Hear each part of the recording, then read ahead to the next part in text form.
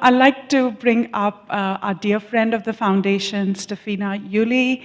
She is the founder and now the Chief Technical and Chief Business Officer at Kipin ID, an Indonesian organization, an EdTech, an education solution that's working and spending a lot of their resource and time on unpacking solutions for those learners who are currently not connected into the digital infrastructure. So how do you reach those learners and still be an EdTech solution when those learners don't have access to the tech that is necessary to unpack their learning on the digital devices or on the digital platform? So please join me in welcoming Stefina.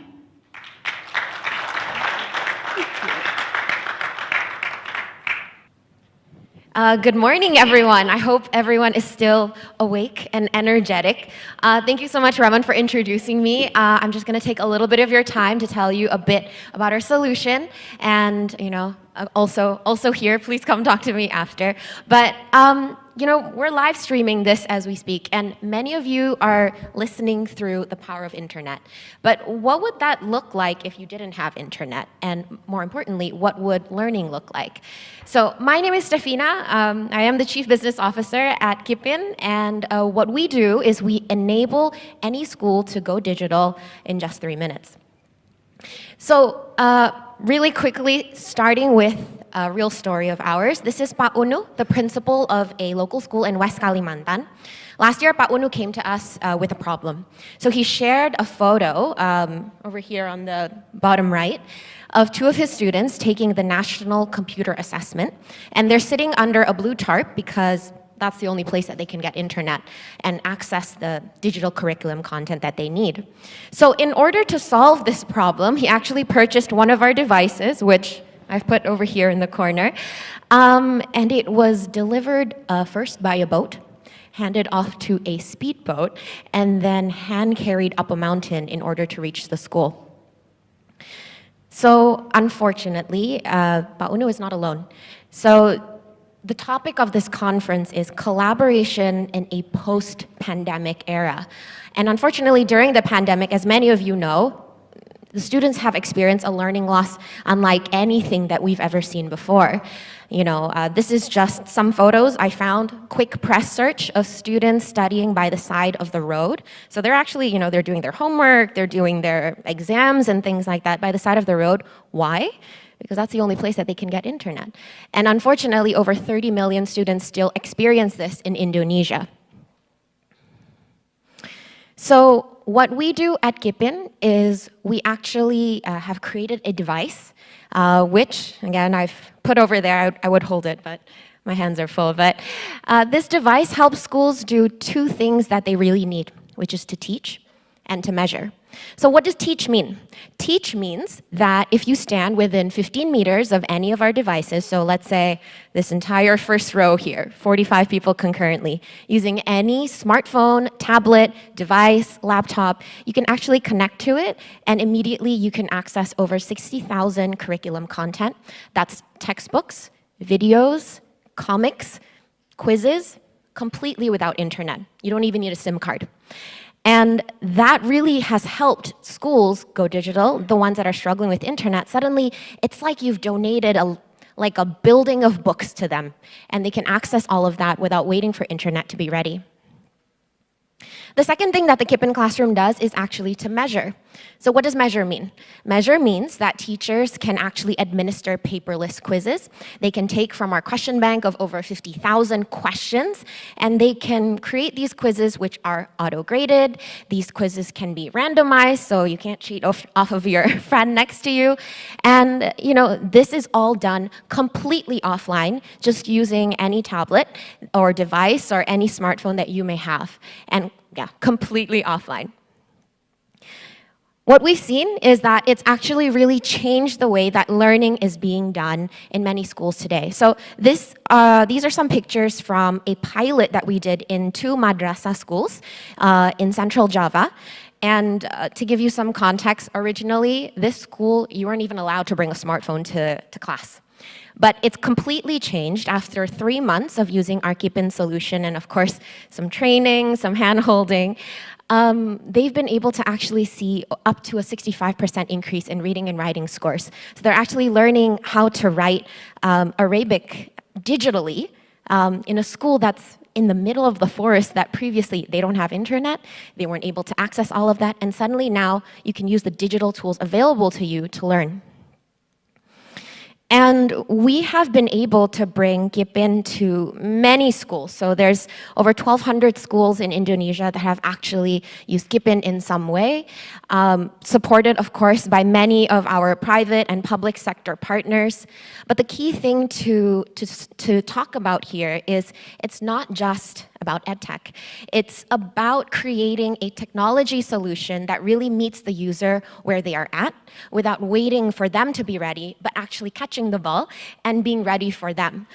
So if there's no internet, that's fine. It works without internet. If they don't have content, we provide curriculum content for them. And a lot of people also can't afford it. So we've created a business model where it's free for the students, but about 32 times cheaper for the school compared to the traditional options that they do have. I want to end this a little bit on a personal note. These pictures are taken maybe 25 or so years apart. This is me and my dad. I'm probably like 2 years old or something. My dad was a distributor of Apple computers back in the day, so I grew up with a lot of computers around me. And a lot of us, you know, we grew up in a digital era. We take for granted the ability to Google anything, to have a question, to have it answered, to be able to read, to be able to watch videos on YouTube. These are all of the things that digital learning actually enable for us. But unfortunately, for millions and millions of students, they've still been left behind. They're not able to reach out for a book if they want it. If they're curious about a question, they're gonna stay curious about it. And this is another picture of me and my dad many years later at my graduation. And I would not have been able to get there if I hadn't had this digital learning that was available to me as I was growing up. And wouldn't it be amazing if we could bring this digital wealth of content, of everything that we ever grew up with learning, to every student in Indonesia or other countries where internet is still an issue? We are leaving behind a generation that has not even touched digital literacy, but we can actually bridge to it today without waiting for the infrastructure to be ready. So I'm leaving you with a couple of questions that I hope can be food for thought as well, but also this picture, which actually really struck me. It shows two students in very different situations. A lot of times we talk about all of the students racing towards digital learning. But unfortunately, many students are still shackled by the lack of digital infrastructure, by poverty, by many things that actually leave them behind. And what I want to challenge and what I would love to brainstorm and chat about is how do we ensure that students are not left behind in the race for digital learning? And also, something that we are looking at for the next 5-10 years, what are the most exciting and investable needs that you'd like to see met with platforms like Kipin or platforms where, other platforms where we can actually bridge to bring digital to places where they're not ready for it yet, but we can actually use technology to solve that.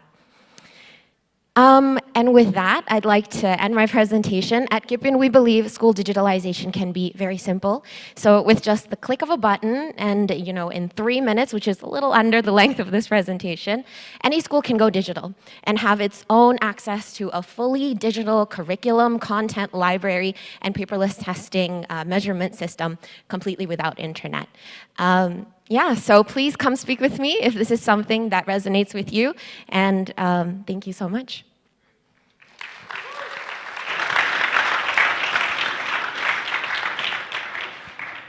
Thank you so very much, Stefina. So yes, back to Pigeonhole again, and see if you have perspectives to share or comments or feedback on some of the questions and challenges that Stefina and her team are now thinking through. While I wait for the questions to come through, Stefina, I have a question of my own. At some point, we will come onto the digital platform, all children, all communities, all locations, remote or urban. How are you thinking about your relevance and the relevance of Kipin, and what's Kipin 2.0 in that era? Yeah, no, that's a very good question and one that I get very often. So, internet is definitely coming, but internet is not always affordable either. So there's two things to think about here. Let's say that a school that previously did not have internet now has internet. What does that mean for them? It solves, there's a few broken links. This is how we think about it. It solves one link. One link is that internet is now available. But there is also a statistic that is quite unfortunate, actually, is that only 6 in 100, so let's say if there's a block of 100, only the first row actually thinks that digital learning is affordable today. So even in places where there is internet, it's not affordable. So what this can actually do is, why don't we just use the internet to be able to update content to here very quickly? So curriculum comes out, immediately it's here, but everyone that downloads from here doesn't have to pay anything additional. So from a sustainability perspective, it still makes sense, so there's still a runway for that. But let's say now it's affordable, it's super cheap, and everyone has internet, which is fantastic. Then we can start thinking about ways that we can build add-on services to this, because ultimately it's just a platform. We're just bridging to the users today and getting them to get started getting used to digital, right? Which is why the question that I had, what are the most exciting ways that we can start planning from now? Yeah. Fantastic. I haven't seen a new question come through for Stefina or a feedback for Stefina. Please do log in to Pigeonhole. Stefina is really interested in getting your perspectives. And also to suggest if there is more places Kipin should go to and how it should be applied. But as we wait for that, Stefina, collaborations.